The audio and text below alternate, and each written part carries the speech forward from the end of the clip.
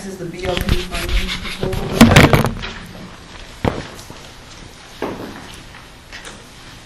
It was asked to be put on the agenda by Dr. Eichhorst. There was some recent interest in the Altoona newspaper, or the Eau Claire newspaper about this. I guess, Mr. Eichhorst, do you have? Yeah, I guess, is everybody up here familiar with those? There were 2 articles in the Leader Telegram written by John Steven, and then there was an article last week written in the Springer Advocate by Frank Zupol. Is everybody familiar with those? Mm-hmm. Yes. I did not read the Eau Claire ones. Okay. I guess I'd like to start from the beginning and just work our way through this, because I think this is a big deal.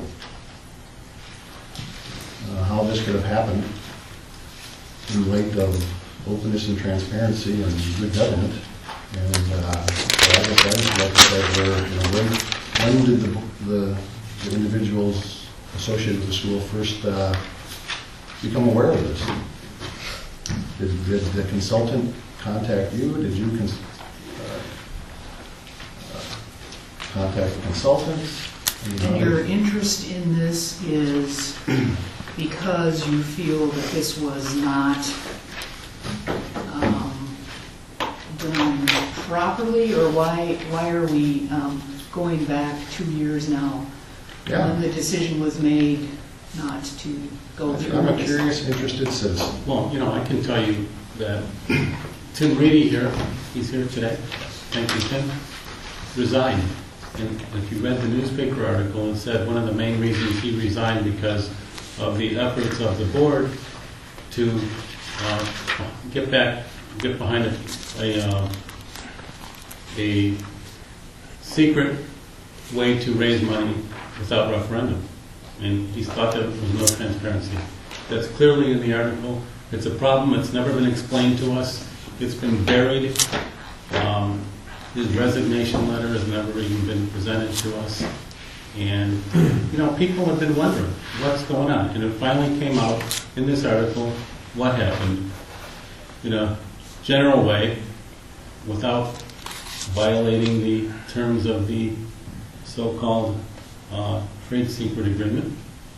There's a lot of interest, and people have a right to know. Why are you shaking your head? Just enjoys the people having the right to know. This is a governmental body, Dr. Bohat. We are obligated to be open and transparent with the taxpayers' money, and I allege that there's been monkey business done behind closed doors in smoke-filled rooms. And if I'm wrong, I will be proved wrong, but I'm going to ask some questions and they will be answered. And I'm not going to violate the trade secret. If this is the formula for Coca-Cola, for all I care. But I've got some issues that I want answered. Okay. You know what? I have a general comment and a general summary. I think it's important to set forth. Maybe I can lay some groundwork, and then you can do what you need to do, or would you prefer? Go ahead. I've read the 2 newspaper articles, and I've carefully examined the confidentiality agreement or the trade secret agreement. And I personally talked to Tim Reedy long before these articles were even published. And here's what I know, and these are what I believe the facts are.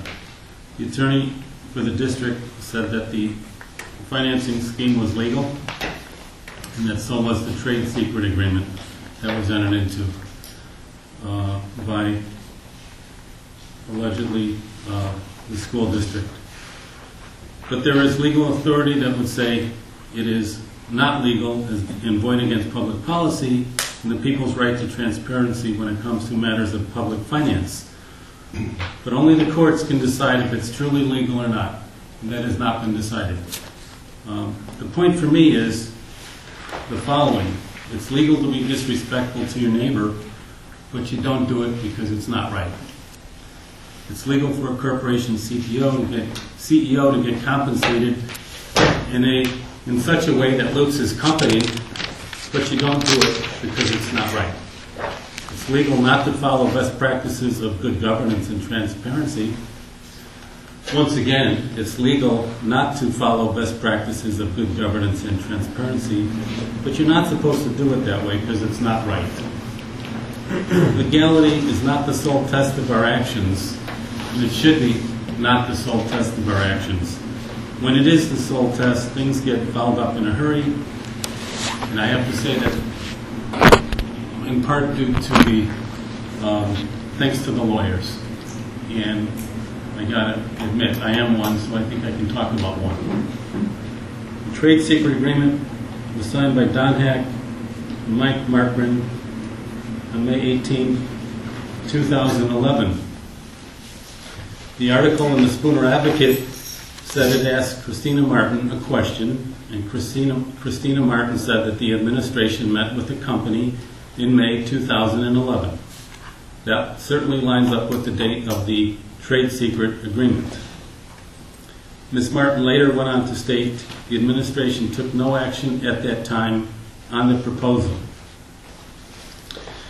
Martin said later in the article that later in the summer the information was discussed with individual board members. The trade secret agreement seeks to protect its secret formula for success. In other words, the exact thing it does in the budget to get more money for the school. The agreement says that you can't disclose the trade secret to anyone, or the district could be liable for monetary damages, royalty payments, and even punitive damages. It is severe and egregious in nature. And as you know, punitive damages are a penalty, it's a punishment. They can be huge. The agreement even says that if you implement the trade secret, only the result of the outcome can be in the budget. In other words, hope no one asks any good questions. And in other words, the administration will have to come up with some disingenuous reason why the budget looks like it does. The agreement says that the company also assumes no liability of any kind or risk. And all of the risk and liability falls on the school district. In other words, a one-way document. The Advocate article says that the September 2011 board meeting discussed the upcoming budget. The meeting was held in the auditorium, and I recall being there. Mike Markman spent a lot of his time talking about the new budget, the different funds, and it was confusing because it was not the usual course of business. He talked about various funds, and it caused a lot of questions. Debt service questions and other questions. It was confusing. In the leader article, mention of Frank Zadris, former Spooner finance manager, asked questions at the meeting that he thought were oddities. Even he did not understand the new budget. And by the way, Frank's questions are not even in the official minutes. I remember his questions. I was confused as well. The new and improved funny budget, for lack of a better word, was presented at the September 2011 Spooner board meeting held in the auditorium. Board member Tim Reedy was at the September board meeting, but resigned immediately after the meeting. Tim told the Spooner Advocate he resigned because between May and August 2011, important budget-related information was withheld from him but shared with other board members. He was the vice president at the time. He told the Spooner Advocate he resigned because between May and August 2011, important budget-related information was withheld from him but shared with other board members. He was a vice president. This made him ineffective as a board member, Tim said. Tim went on to state, the board's dealing with the consulting firm in this way, and the decision of methodology and procedure caused him to resign. In other words, he thought it was extremely wrong, and that is what he told me too. Again, Tim's letter of resignation was never made public or put in the minutes. According to the Advocate, The eventual final budget was presented at the October meeting of the board without the unusual budget issues contained in the September budget. At the February board meeting in 2013, I was there. Nate Eichhorst asked individual board members if alternate financing had ever been explored in the last 2 years. And each board member flatly said no. Each board member flatly said no. Now, that is either an untruth or because of the signed agreement, they were required to tell an untruth. Again, board members' replies were not even in the official minutes of the meeting at that time.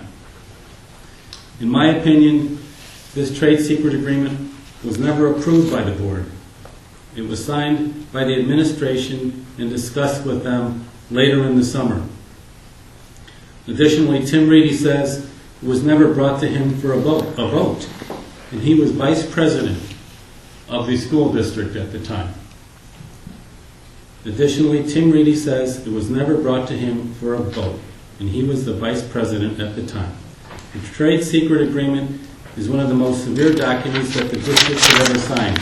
How can it be signed without authority, or how can you exclude a board member if there was a vote? It's clear to me that Tim Reedy's resignation and Frank Zadra's understanding of budget matters caused the board to drop their special secret plan, designed special for us. Thank you, Tim and Frank, for saving the taxpayers and the school from any further embarrassment. This deal looked bad from the start. It tasted bad, it felt bad, it sounded bad, and it smelled bad. It really makes the school board look horrible, and the untruths and the secrets not only to the public, but to their fellow board members. Had a duly elected official, Tim Reedy, the highest vote getter, by the way, in 2011, not gotten fed up and resigned, the board would have gone through with this new budget, in my opinion. This increase in taxes in secret without referendum would have gone on into perpetuity, which eventually would have been discovered, and we would have never gotten a referendum again. I believe this board has caused damage to all of us and even interfered with the electoral process. And it's shameful. That's all I have to say about this. I got a question. Who authorized the superintendent and business manager to sign the non-disclosure document with BLP on May 18, 2011? The school board did unanimously. When? I don't remember the date, but I remember The school board authorizes executive powers to the superintendent.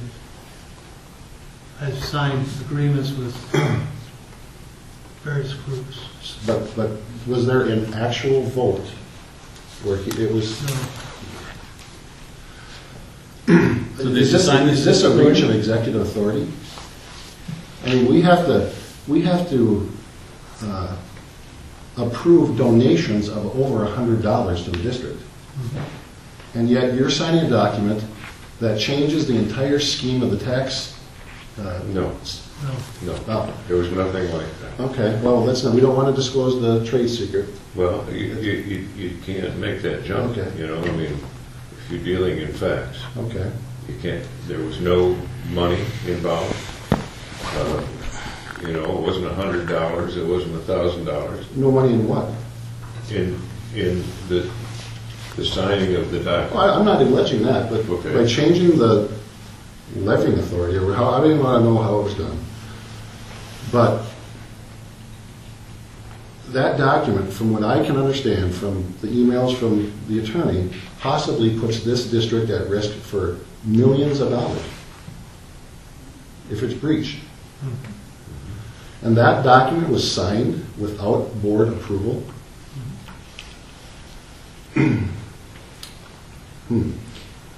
What? I'm sorry, Dr. Heck, what did you say? Yes. Was the board aware of the possible damages Was the board aware that this document was signed before it was signed? No. You did this on your own volition. Yes, I did.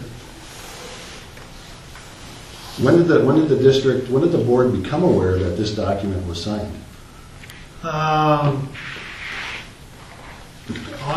July, August.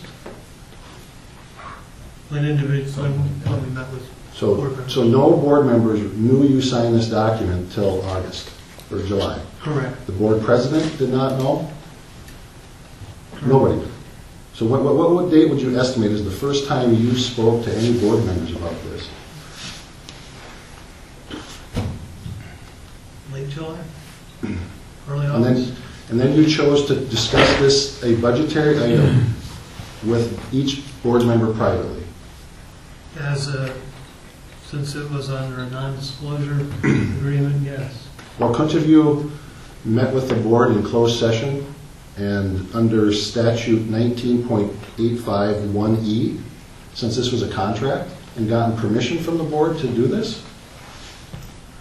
If we were solely going to talk about the contract, possibly. Yeah, I mean, well, that's why you can't talk about budget, but evidently you talk budget privately with each board member. I do give information to board Okay. members, yes. Would that be considered a rolling quorum? Not if I do not advocate, I give information to board members. Well, I've cited this before, the fact sheet for open government at the March meeting, and it says walking quorums, telephone calls, emails. A series of gatherings of members of the governmental body may cumulatively meet the numbers test, making a walk-in quorum in violation of open meeting laws if the purpose test is also met. And the purpose test is, this test is met when discussion, information gathering, or decision-making takes place on a matter within the governmental body's jurisdiction. This test is met even if no votes are taken. Mere discussion or information gathering satisfies the test. So I have a legal opinion just based on what I told my attorney what occurred, and he seems to think it's a walking quorum. This is good government. This is open government. This is shameful, absolutely shameful. And now we're going to potentially be liable for millions of dollars worth of damages based on the signing of that document. And then my next question is I've evidently gotten the district in some legal issues by opening my mouth. Am I bound by that non-disclosure? I guess I should ask Mr. Weld. The list of people who are covered by the disclosure agreement is a document. Mm-hmm. Who's on that list? There's 11 people. Board members, Mike, me, Pat, John Will. John Will. Can you sign a document that holds another person to a confidentiality agreement that they have never seen or become aware of? Do you have that authority? Especially if you're signing for your supervisor. Is that illegal? Is that illegal? I mean, if somebody signed for me, I According just to board don't. policy, he does. Right? What board policy would that be? Well, how do you get the board, given him, No, he didn't. They didn't have a meeting. There's no board meeting. There's more. Well, the CEO, which is Don Heck, he's the operator of the school, the captain of the ship, if you will. He has apparent authority with people he conducts business with. So this company had every reason to believe he had authority to sign that agreement. He's the CEO. He has apparent authority. But between the board and Mr. Heck, he did not have express authority from the board to do that. He should have obtained express authority from the board. He's an employee of the board. The board is the employer. And when you subject a district to a requirement that forbids its leaders, its board members, from actually even telling the truth, or in some instances, and to disclosing financial information to certain other board members. That's not right. It's not right at all. And you need to get authority from the board in order to take such action. As Nate rightly pointed out, you go through these meetings and you can see how the board approves just about every little ticky-tacky thing that this administration does. But yet, when it comes to a major significant document that's talking about one-way liability and future ramifications, he gets to do it through his apparent authority without any express authority. That is not lawful under any circumstance. And it's a poor way of doing business when you can ask permission for the little things, but not permission for the big things. There's certainly a risk there for the district. It's lousy practice, and it certainly usurps any common ordinary authority that a district captain, superintendent would ordinarily have. He needed express authority from us to do that.